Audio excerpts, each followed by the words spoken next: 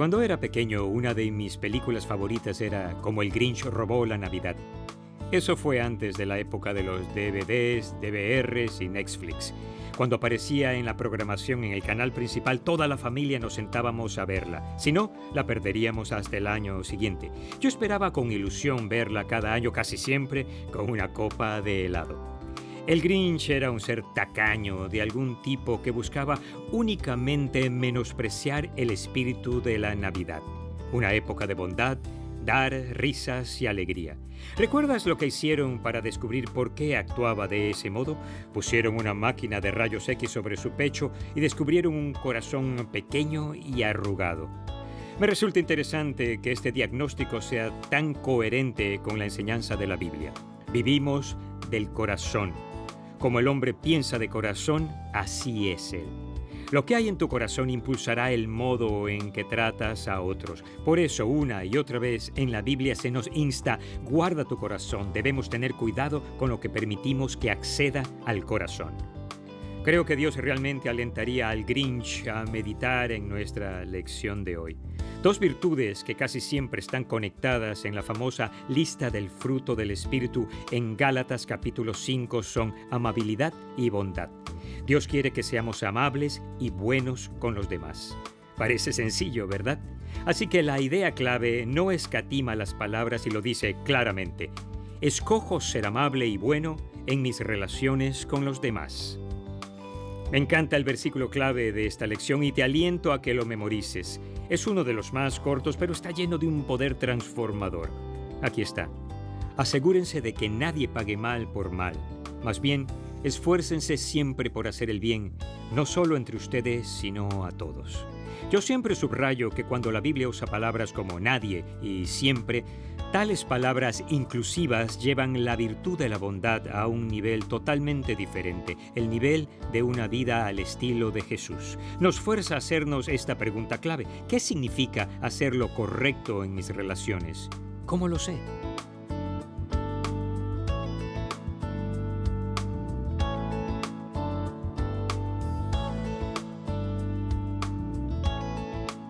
A primera vista puede parecer que las palabras amabilidad y bondad son gemelas, que significan lo mismo aunque se deletrean distinto, pero tal vez sea más preciso decir que son primas. Estas dos palabras provienen de la misma raíz, pero tienen dos significados distintos. Démosle un vistazo al idioma original que usa el Nuevo Testamento para obtener una perspectiva de las palabras bondad y amabilidad. Aquí en Primera Tesalonicenses la palabra que Pablo usa para bien es ágatos, de ella que se deriva el nombre Ágata. La palabra ágatos se refiere a una belleza externa que proviene del interior de nuestro corazón. Denota un acto externo hacia otros que se genera primero a partir de un sentimiento moral de lo que es correcto y mejor para esa persona. Es la misma palabra que Pablo usa para bondad en la lista del fruto del Espíritu en Gálatas capítulo 5. La palabra que Pablo usa para amabilidad en Gálatas 5 es Crestos, que conlleva la misma idea. El seguidor de Jesús muestra amabilidad a los demás porque eso es lo que reside en su corazón. Como nuestros corazones aceptan las creencias de Cristo como la humanidad y la compasión, somos propensos a responderles de la misma manera que Él lo hace. Como seguidores de Cristo, el deseo de nuestro corazón es responder con actos externos de bondad hacia otras personas. Eso es Crestos o amabilidad. Pero a veces lo correcto y lo mejor que debemos hacer por esa persona podría implicar un poco de amor duro, confrontar, disciplinar, decidir no hacer algo que te piden que hagas, porque en el corazón creemos que es lo correcto y lo mejor para esa persona. Eso es ágatos o bondad. Es esto lo que creo que la Biblia establece como diferencia entre amabilidad y bondad. Una de las muestras más hermosas de este acto interno-externo de bondad viene de la vida de David, conocido por ser un hombre conforme al corazón de Dios. Hagamos un repaso. Recordarás que David fue ungido por Samuel para ser el siguiente rey de Israel, pero fueron necesarios otros 14 años para que él llegara a ser proclamado rey. Al comienzo del largo período de espera y huida, David desarrolló una relación con el hijo del rey imperante, Jonatán. Jonatán sabía que su padre había sido desobediente a Dios y que debido a la desobediencia de su padre, él no le sucedería en el trono. y aceptó con gran amor que Dios escogiera a David para ser el siguiente rey. Jonathan le pide solo una cosa a su amigo David. Le pide que cuando David llegara a ser rey, salvara las vidas de los que pertenecían a la casa de Saúl y Jonathan.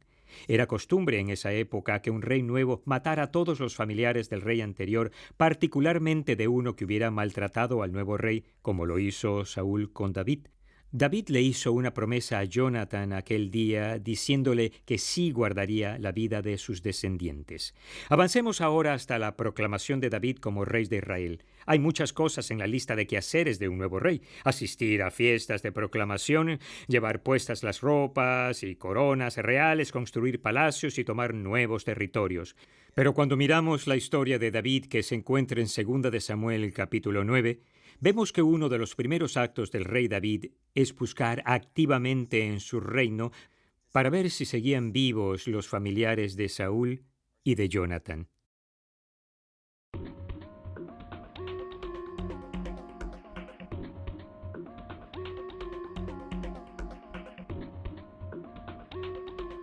Saúl, el primer rey de Israel, sentía muchos celos de su sirviente David, que se había hecho muy popular en el reino. El mejor amigo de David era el hijo de Saúl, Jonatán. Aunque Jonatán era el heredero legítimo al trono de su padre, Dios había dejado muy claro que David sería el siguiente rey de Israel. Debido a su profunda amistad, Jonatán le prometió a David que le advertiría si alguna vez descubría que su padre tenía intención de hacerle daño. A cambio, le pidió a David que les mostrase bondad en el futuro a él y su familia. No mucho tiempo después, Saúl planeó matar a David. Jonatán pudo advertirle y él escapó. Años después, cuando Saúl y Jonatán habían muerto, David se convirtió en el rey de Israel. Sin embargo, no se había olvidado de la petición de Jonatán. Así que les pidió a sus sirvientes que encontraran a cualquiera que siguiera con vida de la familia de Jonatán a quien él pudiera mostrarle bondad. Efectivamente, uno de los hijos de Jonatán, llamado Mefiboset, que sufría de discapacidad en ambas piernas, seguía con vida y vivía cerca. Por lo tanto, David hizo preparativos para que llevaran a Mefiboset desde donde vivía hasta Jerusalén para encontrarse con él. Cuando Mefiboset estuvo ante David, se inclinó, dándole honor y diciéndole que estaba a su servicio. David respondió: «No temas, pues en memoria de tu padre Jonatán he decidido beneficiarte. Voy a devolverte todas las tierras que pertenecían a tu abuelo Saúl, y de ahora en adelante te sentarás a mi mesa».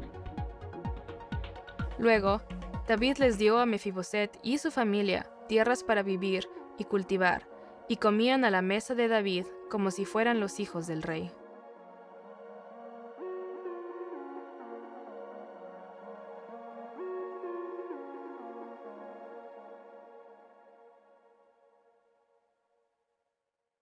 Vamos a profundizar en esta historia.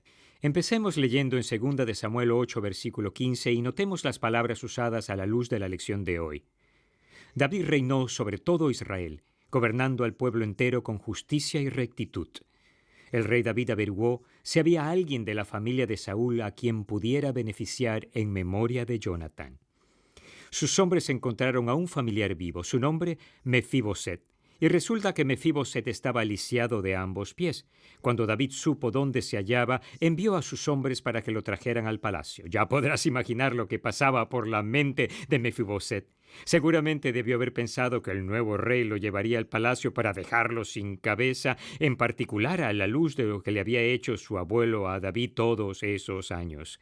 Habría corrido de haber podido, pero era un pato cojo, por decir algo. Leamos de ese encuentro desde 2 de Samuel capítulo 9, versículo 6.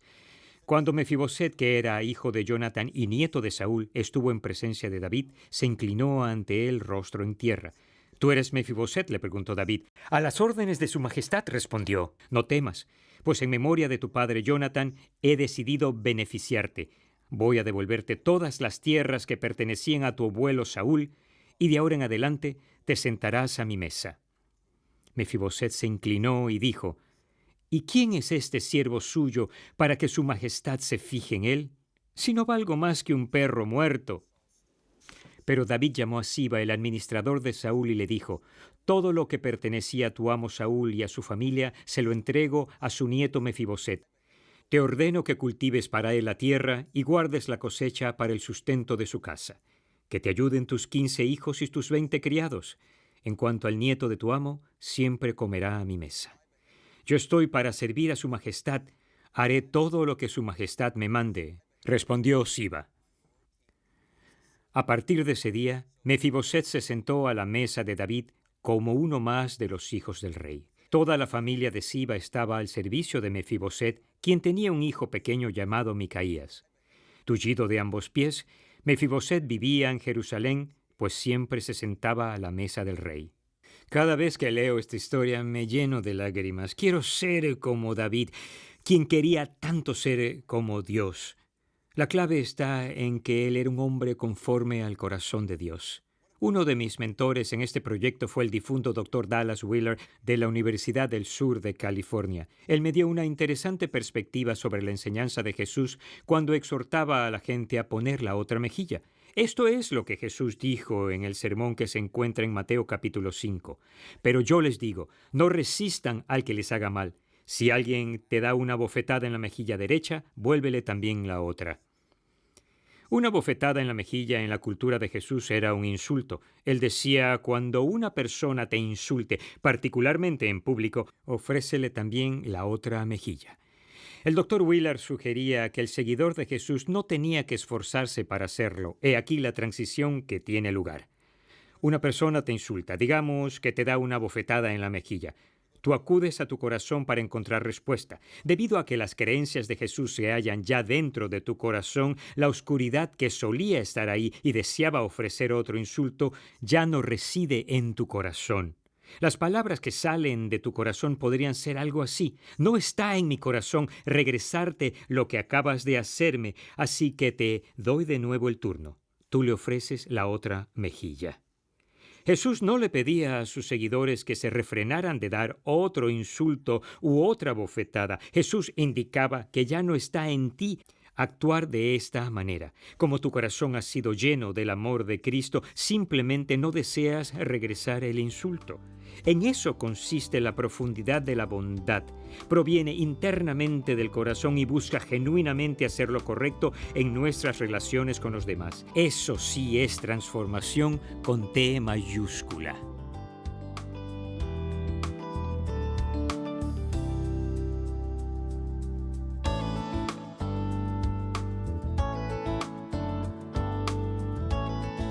Imagina cuán diferente sería tu vida, tu familia y tus relaciones con tus compañeros de trabajo y vecinos si pudieras poseer este tipo de virtud del interior, de tu corazón.